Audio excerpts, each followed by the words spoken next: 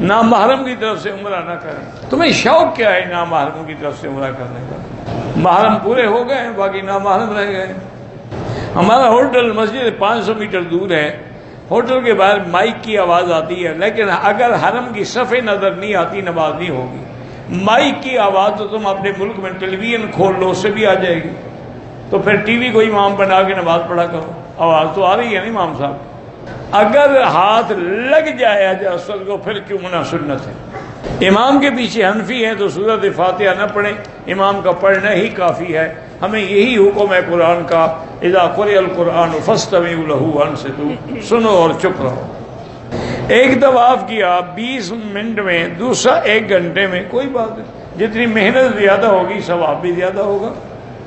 مدینہ منورہ میقات سے احرام باندھا، شلوار چادر سے نیچے تھی، اتارنا بھول گیا، 2 گھنٹے کے بعد اتاری تو 2-4 ریال خیرات کر دو۔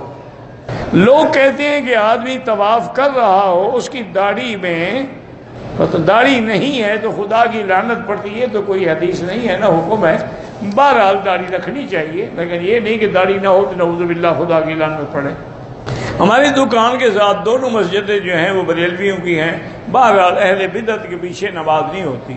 من وقر صاحب بدعت فقد اعان علی ہدم الدین، حضور نے فرمایا جو کسی بدعتی کی توقیر اور عظمت کرے اس نے دین کو گرا دیا۔ اور مسجد دور ہے تو پھر اپنی جماعت کر لیا کرو۔ عمرے کے دوران صفا مروہ میں جراب نہیں پہن سکتے، عمرے میں پاؤں ننگا ہو۔ اگر احرام میں پاؤں کی چپل لگی اور خون کا قطرہ کوئی بات نہیں۔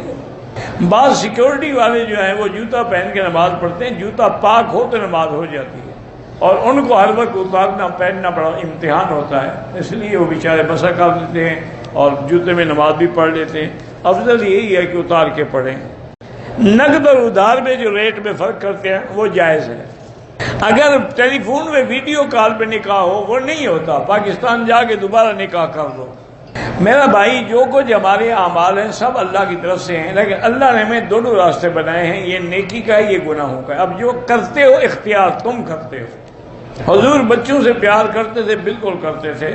حدیث میں آتا ہے کہ انصار کے بچے جب آتے تو کانا سلم علیہم ویمسح رؤوسہم، حضور ان کو سلام بھی کہتے اور ان کے سروں پہ ہاتھ بھی پھیرا کرتے تھے۔ باقی بچوں کو ادب کے لیے مارنا بھی جائز ہے، جو کہ حدیث میں ہے کہ 10 سال کا ہو جائے نماز نہ پڑھے تو مار کے بھی پڑھا سکتے ہو۔ ایک حدیث پڑھ لیتے ہو دوسری پر نظر نہیں جاتی، یہی تو مصیبت ہے۔ اگر مباشرت کر رہا تھا خاوند اور عورت کو حیض شروع ہو گیا، بند کر دے بس، کیونکہ حیض کی حالت میں تو قرآن کا مسئلہ ہے کہ مولویوں کا مسئلہ نہیں۔ یسألونک عن المحیض قل هو اذن فاعتزلوا النساء فی المحیض۔ آپ نے کتاب لکھی ہے کہ منہج المتقدمین فی فن الحدیث، بڑی اچھی بات ہے بھئی۔ جب اس پر حضرت مولانا زکریا صاحب نے تقریر لکھی تو میری تقریر کیا معنی رکھتی ہے، لیکن بہرحال اگر آپ دیں گے تو میں بھی لکھ دوں گا۔ قبر سے ہاتھ نکال کے حضور نے کبھی کسی سے مصافحہ نہیں کیا۔ پیغمبر کے پیشاب کے بارے میں علماء نے لکھا ہے کہ یہ فضلات جو ہیں پیغمبر کے، یہ بھی خصائص میں ہے، ان کو بھی ہم نہ حرام کہیں گے اور نہ حلال کہیں گے۔ بعد نے کہا کہ نہیں وہ حلال ہے۔ میں نے میری نام ماں کے نام سے عمرے کا ارادہ کیا، احرام باندھ نیت کی، دعا پڑھی، نیت کرتا ہوں تو کیا عمرہ ہو گیا؟ جب دل میں نیت ہے کہ ماں کے لیے ہے بس ہو گیا۔ بہرحال قرآن کی تلاوت کریں ادب سے بیٹھ کے، نمازی کے آگے نہ گزرا کریں، گزرنا ہو تو دور ہو کے گزر جائیں تاکہ اس کی نماز میں خلل نہ ہو۔ پورے مکہ جو ہے وہ مسجد الحرام ہے، سب میں 1 کا لاکھ ملتا ہے۔ بہرحال عورت مرد کے ساتھ طواف کر سکتی ہے، لیکن اختلاط سے بچنے کی کوشش کریں۔ البتہ فرض نماز میں عورت کے لیے پچھلی صفیں افضل ہوتی ہیں۔ بہرحال ناف گرنے کا مجھے تو کوئی وظیفہ ایسا نہیں آتا، لیکن سب سے افضل وظیفہ سورۃ فاتحہ پڑھ کے پانی پہ دم کر کے خود پی لیا کریں۔ آپ مکہ شریف میں 9 دن رہیں گے، 9 یا 10 دن مدینہ، تو آپ مسافر ہیں، نماز قصر پڑھیں گے۔ بہرحال جادو سے خلل ڈالا جاتا ہے، لیکن بہتر یہی ہے اعوذ باللہ پڑھا کریں، لا حول پڑھا کریں، سورۃ البقرہ پڑھا کریں، انشاءاللہ پھر جادو اثر نہیں کرتا۔ یا قرآن میں جو آیت ہے نا انہ لا یفلح الساحر حیث اتی، یہ پڑھ کے پھونکا کریں پھر بھی جادو اثر نہیں کرتا۔ فلما القوا قال موسیٰ ما جئتم بہ السحر ان اللہ سیبطلہ ان اللہ لا یصلح عمل المفسدین، یہ پڑھ کے دم کیا کریں تو جادو اثر نہیں کرتا۔ استخارہ سنت ہے، 2 رکعت پڑھیں پھر دعائے استخارہ کریں۔ آج کل چھپا ہوا مل جاتا ہے چھوٹی کتابوں میں. چھوٹی داڑھی والا بھی بہرحال داڑھی ہے، امام بھی بن سکتا ہے، لیکن افضل یہ ہے کہ بڑی داڑھی والا ہو تو اس کو امام نہ بناؤ. میں جادو پر یقین نہیں رکھتا، قرآن میں ذکر موجود ہے، تم یقین نہیں رکھتے نہ رکھو. یعلمان الناس السحر. میں نے خروج کے لیے استخارہ بھی کیا ہے، 2 نفل بھی پڑھے، دسمبر میں جا رہا ہوں. بہرحال استخارہ کیا، اسی میں آپ کے لیے خیر ہوگی. بہرحال جو خروج میں بھی جا رہے ہیں، دیکھیں آخر آپ کا وہاں بھی ملک ہے، وہاں جا کے محنت کریں. اور یہ بھی دعا فرماتے تھے کہ اللہم بلغتنا شعبان بلغنا رمضان.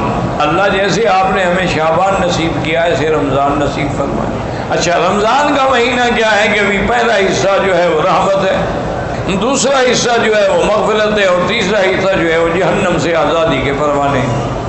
اسی طرح حدیث مبارک میں آتا ہے کہ مسلمان کے لیے 2 خوشیاں ہیں. ایک جب وہ افطار کرتا ہے تو خوشی ہوتی ہے کہ سارا دن کا پیاسا ہے، بھوکا ہے، اب اللہ کی نعمت سامنے. اور ایک اس دن خوشی ہوگی جس دن اللہ تبارک و تعالیٰ کا دیدار کرے گا. اور اسی طرح یہ بھی حدیث مبارک میں آیا ہے کہ جو مسلمان خالص نیت کے ساتھ اور خالص دل کے ساتھ افطار کے آنے سے چند منٹ پہلے جو ہے اللہ سے دعا مانگتا ہے، وہ ہر حال میں قبول ہوتی ہے. اس لیے انسان جو ہے کبھی کھجوروں پہ لڑ رہا ہے اور کبھی اس کو ضائع نہ کرے، افطار سے 10-15 منٹ پہلے دعائیں شروع کر دیں. اور دعا کا طریقہ یہ ہوتا ہے کہ پہلے درود شریف پڑھیں، جتنا ہو سکے 1 دفعہ، 3 دفعہ، 7 دفعہ، 11 دفعہ، 21 دفعہ، 100 دفعہ، 1000 دفعہ. یعنی دعا کے اول میں بھی درود ہو اور آخر میں بھی درود. اور درود پڑھنے کے بعد اللہ کی حمد و ثنا بیان کریں. جیسے کہ اور نہ آئے تو سورۃ فاتحہ پڑھ لی، اس سے بڑی دعا اور اس سے بڑی حمد و ثنا کیا ہوتی.